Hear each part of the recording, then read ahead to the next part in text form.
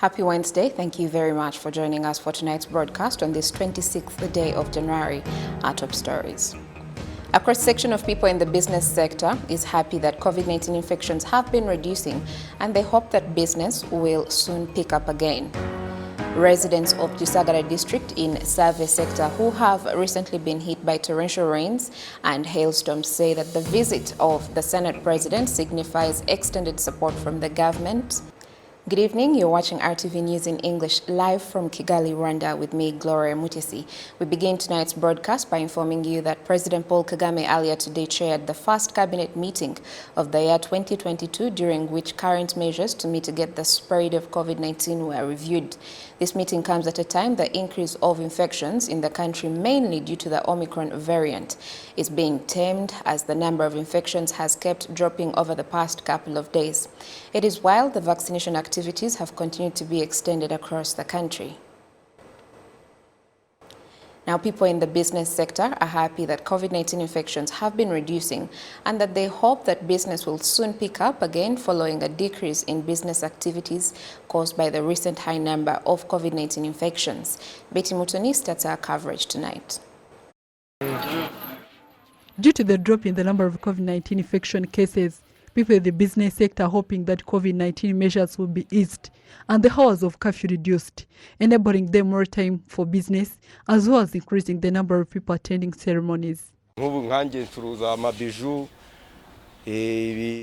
sell a sort of jewelry they wear at weddings, yet currently weddings are only attended by a few people.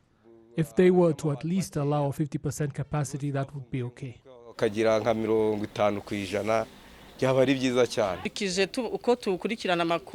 As we follow up on news about the pandemic, we see that the number of cases are decreasing.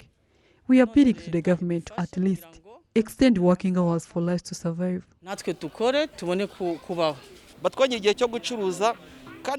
They should increase time for businesses and also allow some of the businesses that were closed to open, so that there is the sort of environment that allows us to get money and develop our country. Habimana Mofol, a driver of an ambulance that carries COVID-19 patients, says that the frequency of carrying patients has reduced compared to 3 weeks ago, which indicates the decrease in the infection. Initially, when we came to give support from the Rwanda Red Cross, patients were many, and I would make 5 trips a day. But now, I come once or twice to pick up a discharged patient. It's not like before. The director of Kanyina COVID-19 Treatment Center, Dr. Spidera Dukunda, noted that only 10 patients are admitted currently, yet on 1st January this year, the center had 45 patients admitted. The number have reduced significantly. As per now, as we are talking, we only have 10 patients admitted in the hospital. So compared with the 2 to 3 weeks ago, the number have reduced significantly.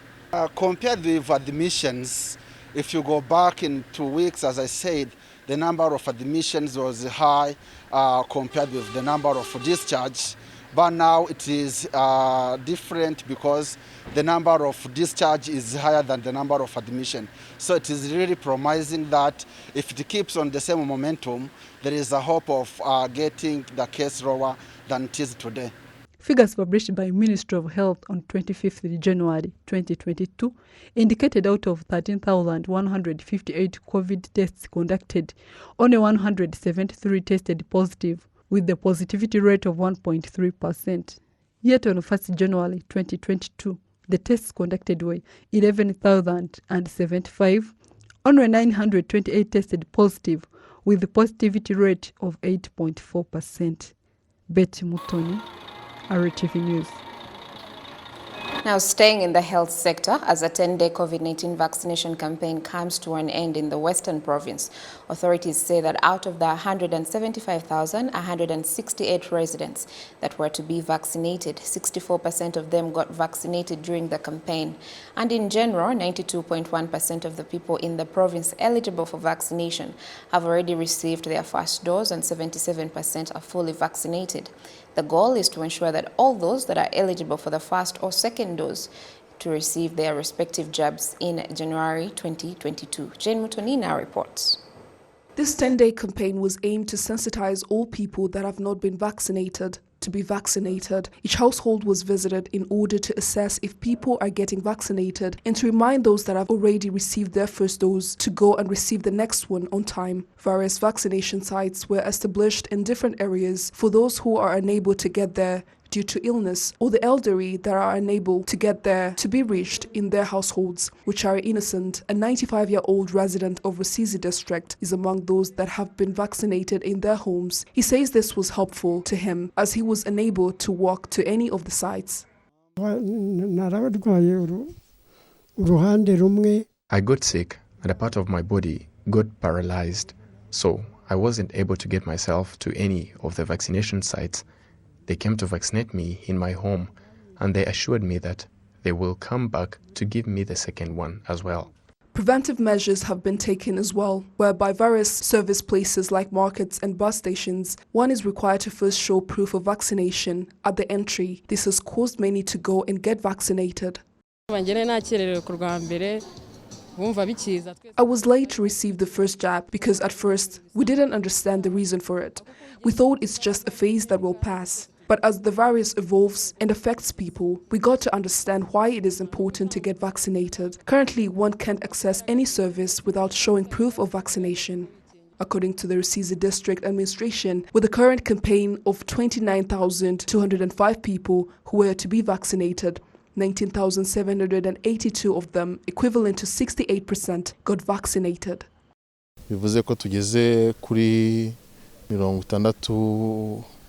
So far, the rate of those that have been vaccinated is at 68%, but that is due to some issues in our area.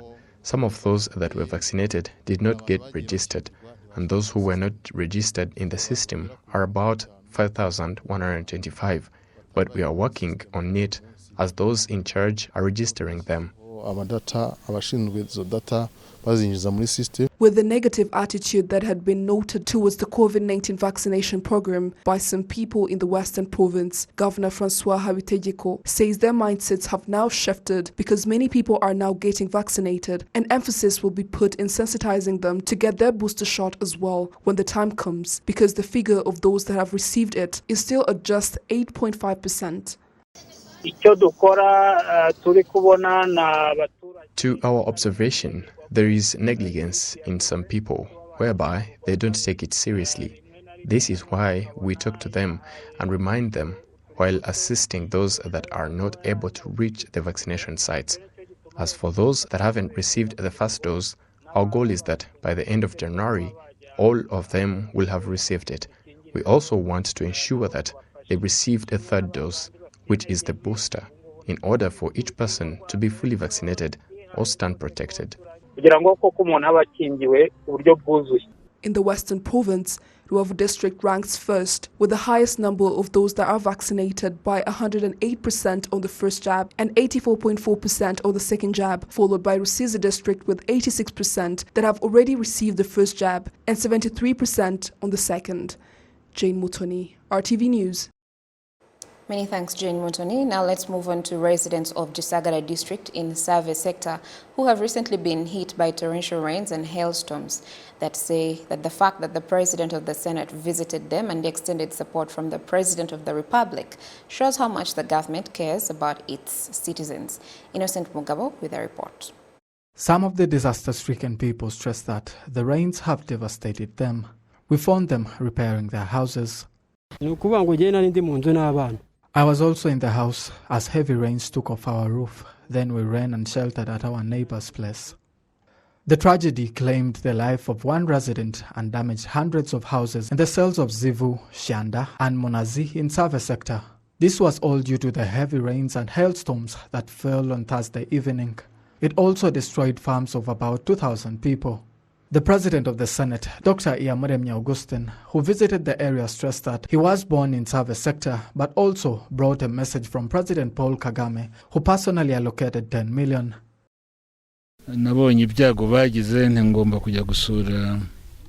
I saw the tragedy that fell upon them. Then I decided that I should visit them.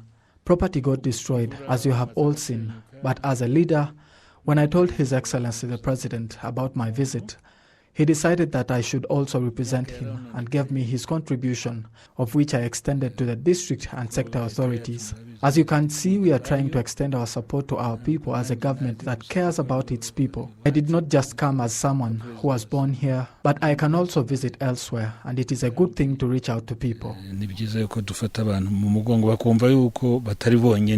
In addition to this money donation, these residents were also provided with iron sheets that will help them renovate their homes. After a thorough assessment of the damage, additional support will be provided. They are very grateful to the government for taking this into account.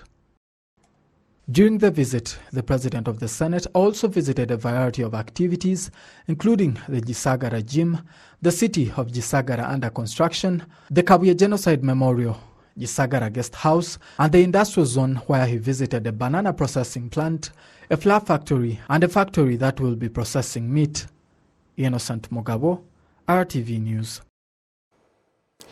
So the recently released Corruption Perception Index that assesses and compares perceived levels of corruption among public officials and politicians in a wide range of countries around the world ranked Rwanda as 52nd out of 180 countries. Let's try to dissect that this evening as we speak to Mr. Apolline Mupiganyi, the Executive Director of Transparency International Rwanda, who is live for us via Skype. Good evening, Mr. Apolline. Good evening, Gloria. So Rwanda was ranked 52nd with 53% up from 54% last year. How come we are seeing a decline this time? Yeah, thank you again. Indeed, as you mentioned, Rwanda decreased its score from 54% last year to 53%. As well as its ranking from 49 to 52. This is not only the case of Rwanda, but this was observed globally because 3 out of 4 countries globally, those who were ranked at CPI, so their scoring decreasing. There are various reasons or various explanations.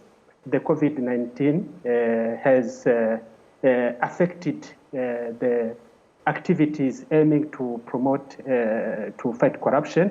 But coming to the Rwandan case, especially when we look to the source of data, there is one source of data which really decreased a lot, one which is produced by a variety of democracy projects, where in 2020, Rwanda had 59%, and in 2021, this score decreased.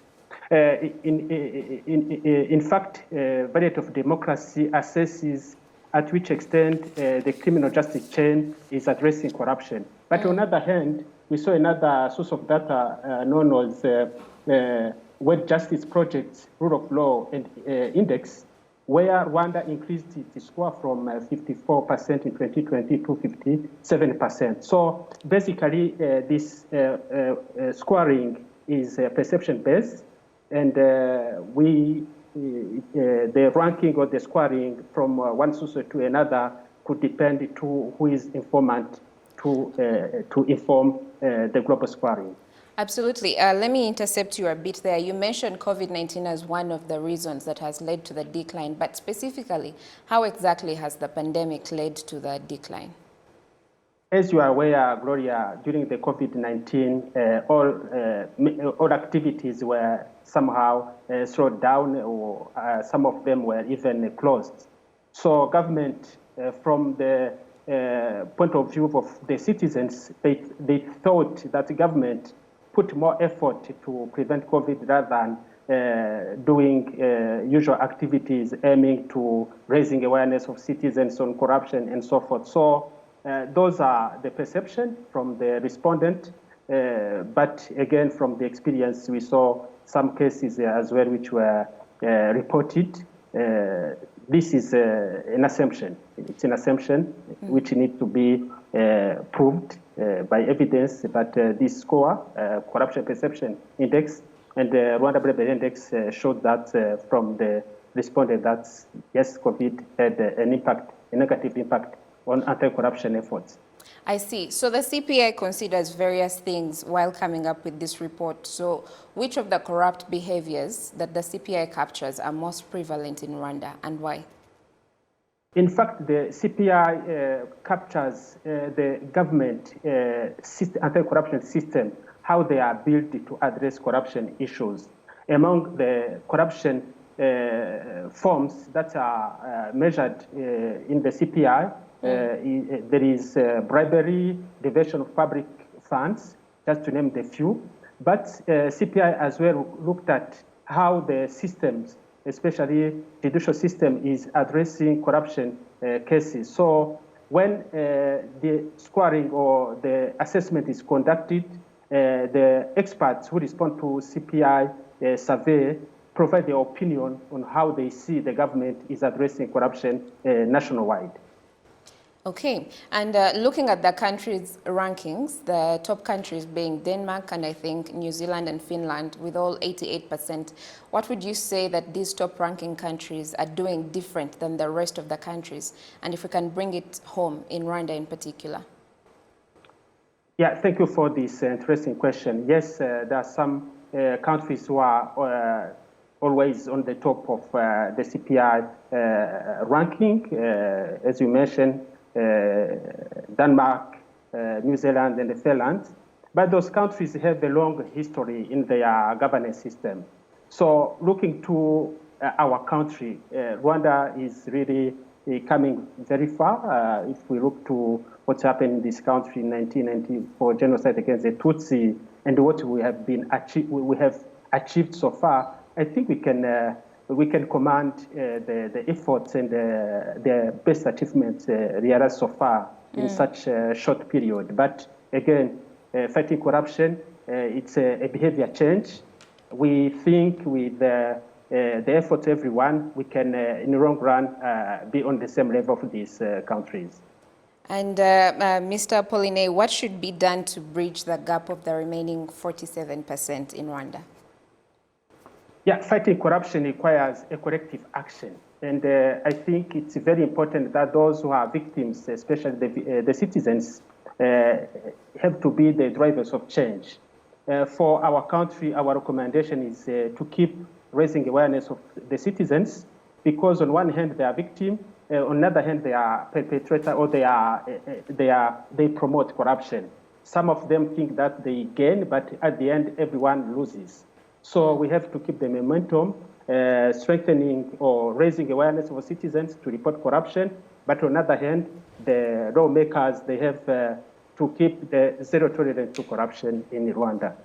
And before I let you go briefly, how has the release of such reports, such as the CPI, contributed to the fight against corruption in Rwanda and generally across the world? The CPI is a very recognized indices because it's used in many forums, including even investments. Some investors look to the CPI on specific countries to decide if they invest or not. But at the global level, CPI, or even at national level, it is a tool for reforms. At the global level, we can give example of the international anti-corruption tools, UNICA, United Nations Convention Against Corruption.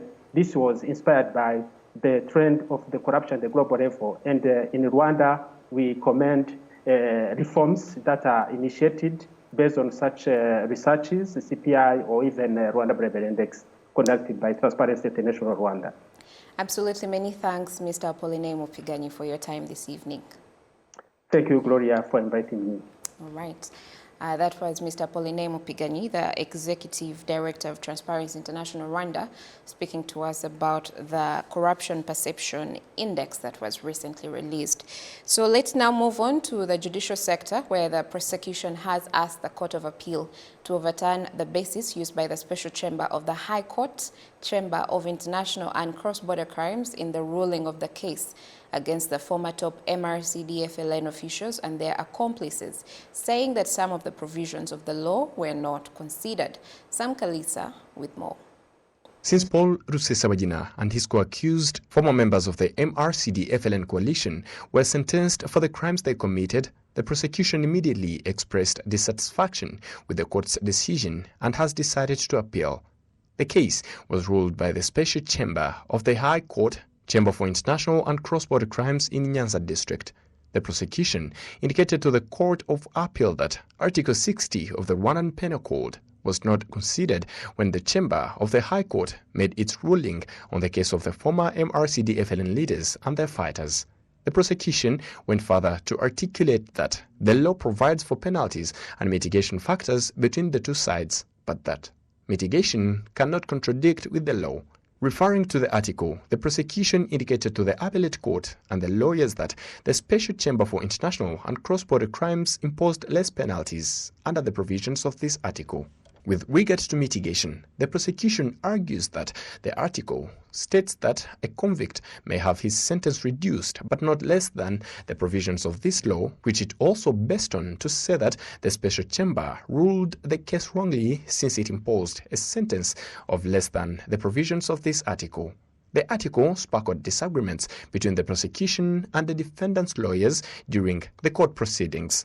The lawyers were given time to comment about the ruling, where one of them noted that the decision of the Special Chamber was appropriate, referring to previous court rulings where mitigation factors were considered, stressing that Article 60 of the Penal Code was ignored.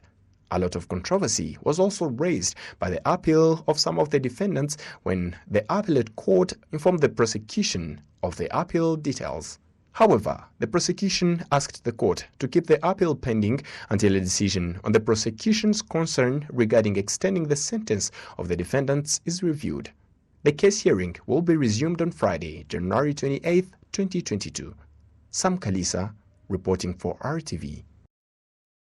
So we'll leave it at that for today. Thank you for the privilege of your time always. Have a wonderful rest of the week. God bless you and keep you. And until next time, I'm Gloria Mutesi. Bye for now.